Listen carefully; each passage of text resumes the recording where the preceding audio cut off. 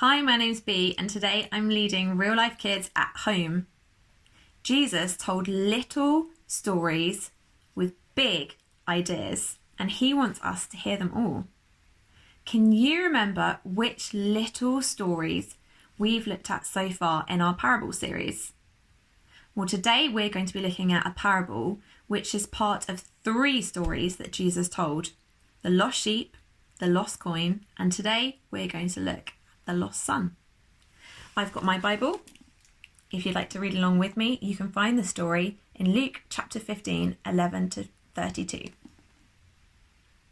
The parable of the lost son. Jesus continued, "There was a man who had 2 sons. The younger one said to his father, 'Father, give me my share of the estate.' So he divided his property between them.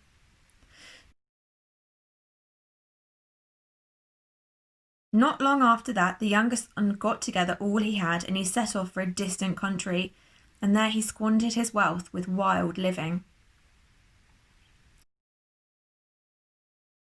After he had spent everything, there was a severe famine in that whole country, and he began to be in need. So he hired himself out to a citizen of that country, who sent him to his fields to feed pigs. He longed to fill his stomach with the pods that the pigs were eating, but no one gave him anything. When he came to his senses, he said, 'How many of my father's hired servants have food to spare, and here I am starving to death?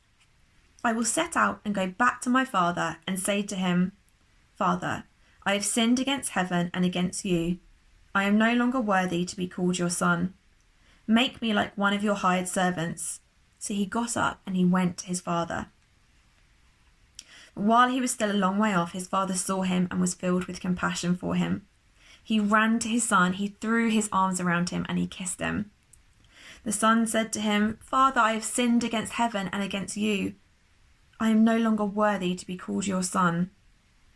But the father said to his servants, 'Quick, bring the best robe and put it on him. Put a ring on his finger and sandals on his feet. Bring the fattened calf and kill it. Let's have a feast and celebrate. For this son of mine was dead and is alive again. He was lost and he is found.' So they began to celebrate. Meanwhile, the oldest son was in the field. When he came near the house, he heard music and dancing.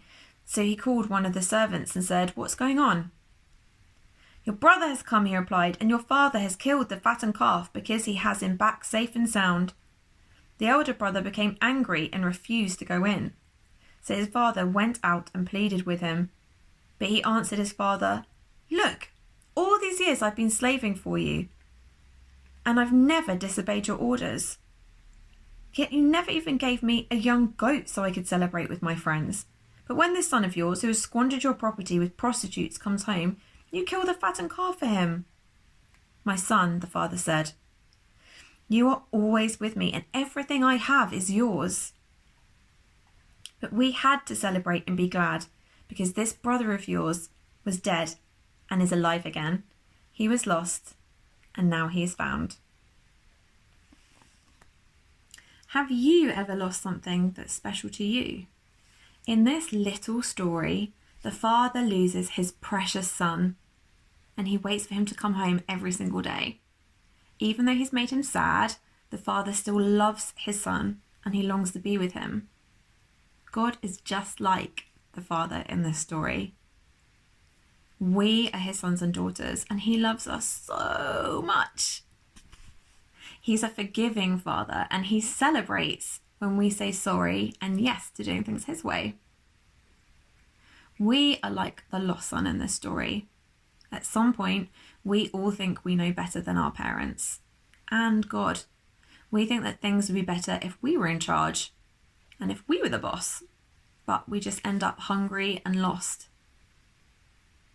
The party that the father throws his son at the end of this story is just like what happens when we say sorry to God for doing things our way.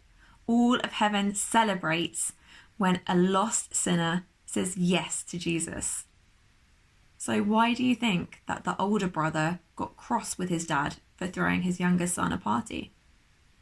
Well, God's forgiveness is just like that party.